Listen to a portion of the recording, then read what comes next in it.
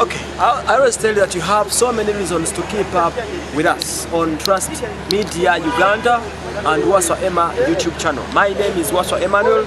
Hope you guys are fine. On the 21st of August, it's going to be a very memorable day here at Pastor Jackson Senyonga's church, as we are trying to have a very good wedding session of his son, Josh Senyonga.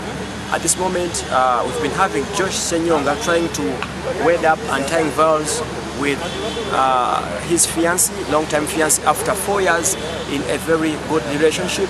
It has been a very spacious wedding, yeah, with special things designed from one of the best events designers, that is Fenon Events. They've been having a very many spacious weddings. You can see it has been a combination of Range Rovers only. Range Rovers with one Koni. I don't know how I can call it, but it's one of the most expensive vehicles we're having here. This wedding is going to be, it has been a very nice wedding, very expensive. From church here, they're going to be having their reception at Serena Hotel, that is in Kampala. So let's have a look around. Begin a mass. Nze wa Emmanuel, bobe nyo kwanga mutwegata kono teyungako. Tuli ku mukolo gwa mutabani w'omukulu. Amanyikidwa nga Pastor Jackson Senyonga, nga mutabani we Josh Senyonga ageza okubanga agattagana mu mbaga y'ekitiibwa n'omwana omuwala amanyikidwa nga Joan, ennyero ku besirina naye manyiko eryo. Embaga eno ebadde nnungi nnyo era nga bagikoledde ku church. We mulabako obulungi, church y'amaanyi, emmotoka z'amaanyi, omugenyi omukulu abadde n'abagereka, nsuubira era agenda okubeera omugenyi omukulu ne gye bagenda wano ku church. Etabiddwako abagenyi bayitirivu nnyo okuva mu biti ebyenjawulo. Those are different pastors. Ndabiko ne pastor avudde mu America, ono nga yeetabye mu kulabika nti agatta abaana abato bana abagole ababiri abagenda okubanga munnange bagenda mu bufumbo obutukuvu wano ku church eya Christian Life Church e Makerere ku Kabule. Wetegeeza obulungi omukolo bagutaddemu ssente. Ndaba emmotoka ekitono ndabye emmotoka ziri 8 nga tekuli mmotoka ya milioni 2 yadde milioni 10. Mmotoka za bei. Ndaba emmotoka Range Rovers okazo olaba. Waliwo eyo Josh and Joan eyetambuza abagole. Bwe tunulira eno ye netambuza the bride's dad, ndowooza taata w'omugole agiddemu eno embi. Semberako tulabe abantu bange mbalageko katono.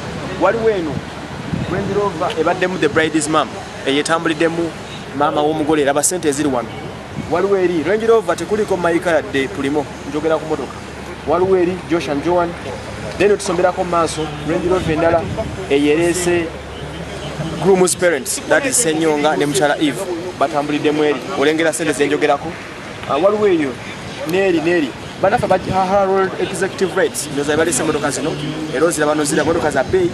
Kati obanga omuntu alina emmotoka 8 ku mukolo gwe, teberezaamu ki ekigenda obeera munda, oba okitegedde bulungi nnyo ki ekiba kigenda obeera munda. So omukolo guno omulungi.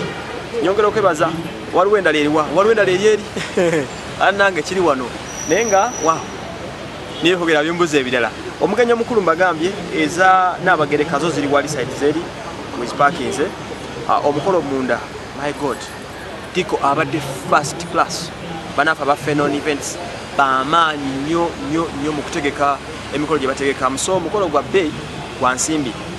Omuvubuka ono Josh abatamanyi musumba wa wano ku church, mutabani wa Senyonga, ndoza abadde abeerako n'ebweru naye oluvannyuma yasalawo n'akomawo wano ku butaka asobole okubanga basumba ekkanisa eno eya P5 ye ne kitaawe. Kino ekyabasumba okubanga bayingejinga abaana baabwe mu busumba bwabwe kirabika bakirealizingidde kuva ku Pastor Augustine Yiga oluvannyuma lw'okubanga yateekawo mutabani we Andrew Jengo n'afuuka omusumba. N'ono Senyonga aleese Josh naye waali ewakayanja waliyo bwe bayita junior naye akikwasaganya, which is a very good trend. Tuba tugenze mu luse lw'abazungu kubanga abazungu tebaleka bintu kubanga bifa mabega. So n'olwekyo ebintu ebyo tebitambula. Omusajja ono Jackson Senyonga y'omu ku basumba abasinga obugagga. Ayina ettaka lino zalirika nga 8 ddene nnyo. Alina church ezimu ku superenene mu Uganda. Alina TV geno gye mulabako. Alina radio bill number n'ebyobugagga ebirala bye sitamanyi. Okitegedde. So omukolo omulungi nnyo munda newankubadde gubaddeko amateeka mangi. Abalabyeko stream mugirabye n'ebisobola okubanga bitambula.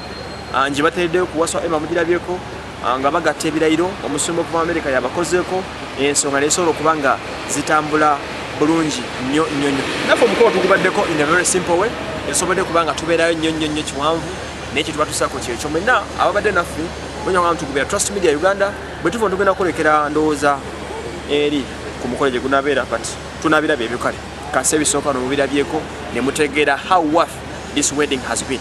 Nze Wasswa Emmanuel.